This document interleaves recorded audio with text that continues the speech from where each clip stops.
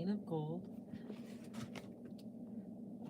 by A Journey to Your Creative Heart by Julia Cameron.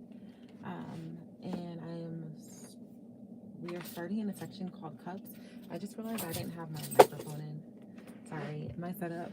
I'm still learning how to do it. I'm actually like at the library right now, in one of their like little like private Zoom rooms that they have. Because my partner was at home working from home, and it just needed to be quiet. So I'm gonna see how this goes. Give me 1 second to put this mic in.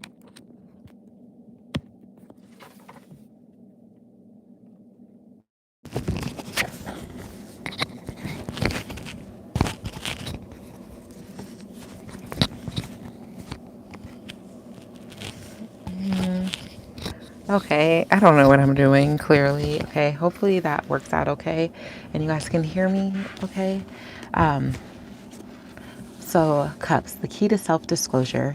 In your travels along your narrative timeline, you have doubtless hit sections um, that were painful or simply highly charged emotionally. To remember, these sections are the ideal raw material for the tool I call Cups. What precisely is a cup and what might it contain? A cup is a scoop of time, emotion, and memory landled from your narrative timeline to be examined more closely. As a rule, a cup might run from 1,000 to several thousand words. Estimate that a double spaced type page runs between 250 and 300 words. While some cups will center on painful memories or secrets, others may simply focus on parts of ourselves that have been misplaced or forgotten. When Koki was writing her narrative timeline, she remembered her childhood love of daredevil bike riding, and so she wrote a cup on speed. In it, she traced the grease lightning child in her who piloted her bike pell mell and loved to drive her adult car like a female Mario Andretti. Much to the chagrin of her family, who thought it wasn't seemly for mom to drive which with such assertive expertise, speed was an important part of her, Koki realized. She loved her own crisp competence, slicing through the traffic or workload on her desk. Writing her cup allowed her ownership of her own daring and prowess. Another effective way to approach cups is to take a look at the list, which I call deadlies. Write a jealousy cup or a greed cup. Scan your narrative timeline to see if pride has ever been your undoing, or if there's a cup of anger simmering somewhere. Short and to the point, cups are remarkably cathartic and healing. If a memory has special poignancy, the last holiday with my mother, the night before my first child was born, the moment I knew we would get married, that memory is an ideal idea for a cup. Cups can be used to process grief and ventilate betrayal. They can be used to open up and aerate a family secret. Here is a small excerpt from one of the most valuable of my own: vulnerability. I come from a family where both fragility and tenacity are well honed family traditions. I hospitalized both of my parents and, in their absence, took an active role in raising my siblings. My parents' hospitalizations in the dark days before lithium and antidepressants were succeeded post lithium by halcyon, decades trouble free. Incredible as it sometimes seemed, their stability was maintained by a simple dab of salt. There were side effects, but we lived with those gratefully. My mother suffered weight gain. My father's hand shook badly. After my mother's death, we watched him for any telltale signs of wind up, but we loved him fiercely, if a little protectively, perhaps, the same way he, our waning patriarch, loved us. None of us inherited mom or dad's fragility. None of us, 7 out of 7, We stood sane and sound. This was an article of faith among all of us. Our batting average astounding. Perhaps we watched each other a little closely, hypervigilant, scanning each other's lives with the acute peripheral vision we had collectively developed to field in shifts in our parents' psyche. How did he sound to you? We would double check each other, reporting in our phone calls to our elders, or mom sounded good. Writing this, I see that the unvoiced alternative was always present, looming amid the shadows we collectively surveyed and discounted. A decade, sometimes a decade plus, with no hospitalizations. We didn't exactly get breezy. Yes, we did. We reported in like we were lofting a frisbee on a long holiday afternoon. How's dad? Toss back to you. Sounded good. Toss back to you. Writing this cup, I was able to gain some objectivity in looking at my own family history and some compassion and insight into my own determination that things be safe, read, stable for my daughter. I should also add that for me, this cup contained the kernel of a play. While cups are not intended as art, they often become the seedbed for art. By grounding the excessive emotional charge that events may contain for us, they free us to use that material as the building blocks of art. In addition, the same grounding process allows us the grace of more artful living. Let me explain. Until we possess our own versions of ourselves, we are prone to all manners of mishaps. Chief among these is what I dub blurting. Psychologists call it spilling. No matter what you call it, the behavior is in question is the sudden, seemingly inadvertent or inappropriate sharing of highly personal information, an act triggered by someone else's stimulus in our overeager response. Very often, someone else's confession sparks the unwitting self disclosure we might have chosen not to make. I had an abortion. It was terrible. Really, me too.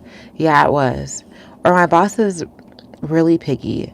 No kidding, so's mine. Sometimes such self disclosures are harmless. Frequently, however, they leave us gnashing our emotional teeth.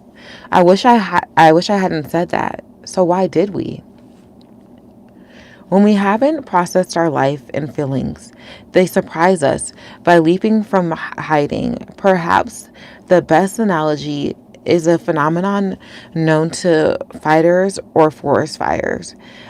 Very often, the surface fire will appear to be squelched, only to have the fire leap into sudden visibility, far beyond the fire break. How did that happen? As those firefighters known from grim experience, fires can burn unchecked through the root system underground. This is what our emotions do This is what our emotions do when we keep them buried from ourselves. The anger that hasn't been faced from an old affair suddenly flares out and sabotages a lovely new love. We may not have faced how bad that abortion made us feel, or just how badgered we really felt by the ill-concealed advances of our piggy boss. When we work regularly with the tools of autobiographical self-expression, the private act of self-disclosure affords us the public luxury of privacy. Privacy differs from secrecy. It has little to do with hiding something and far more to do with protecting something ourselves. What our privacy protects is not our dignity. That is inviolably ours as a soul. What our privacy protects is our creative child. Whenever we self-disclose prematurely or inappropriately, we feel ourselves slip out of power and into victim status. Suddenly, they, our listeners, have something on us. That something, the revelation we weren't really ready to share, becomes something we are ashamed of having shared. Shame impacts creativity. It makes it difficult to create. Shame shuts us down, shuts us out, shuts us off. What a shame. Writers like John Bradshaw and Anne Wilson Schaef tell us that ours is essentially a shame-based society. Shame and its handmaiden guilt are used to manipulate and silence those who would declare that the emperor has no clothes or needs new ones. As artists, we are perpetually seeking to penetrate the veil of cultural prescriptions and arrive at personal truth.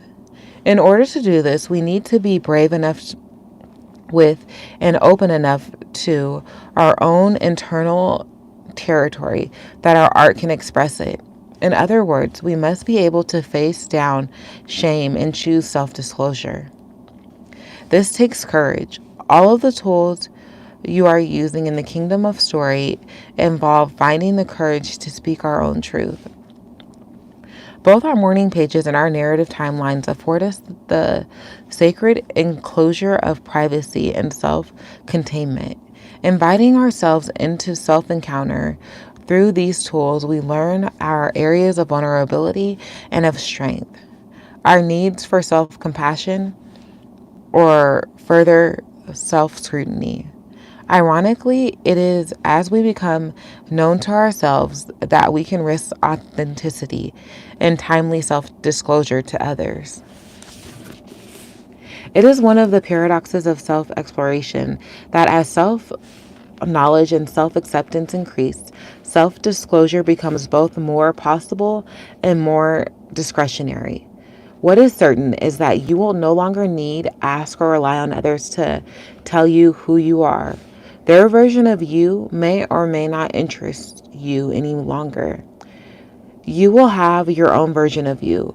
When you know who you are and what you are about, you may or may not choose to tell others. Cups, a very profound way of telling yourself who you are.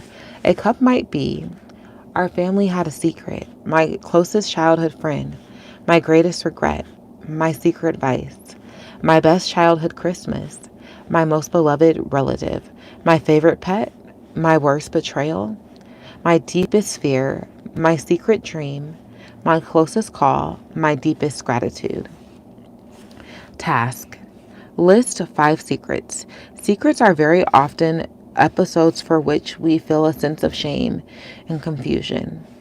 I don't know how I got into that situation, we say to ourselves, and I really wish I hadn't. Or I don't know why I did that, and I'm sure I am sorry I did. Sometimes the reverse is true. I don't know if I want anybody else to know about this, but I sure did enjoy doing that. Loaded with negative energy, loaded with positive energy. Secrets are loaded with energy, period, and energy is what gives vitality to our lives and our art. List 5 of your secrets here and be sure to mention them in your narrative timeline.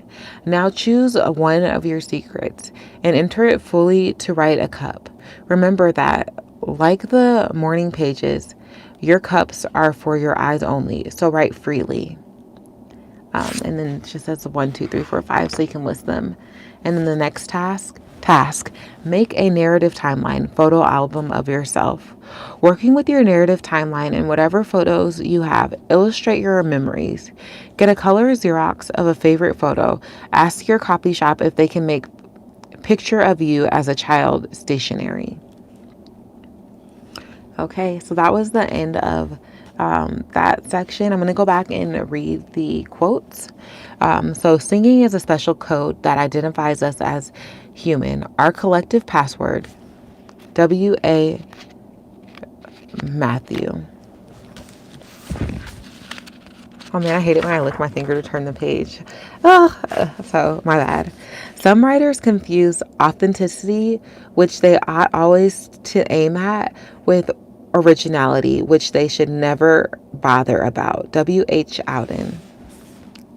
Learn to trust your own judgment. Learn inner independence. Learn to trust that time will sort good from bad, including your own bad. Doris Lessing. When we write from experience, we harvest our lives. Bonnie Goldberg. We are healed of our suffering only by experiencing it to the full. Marcel Proust.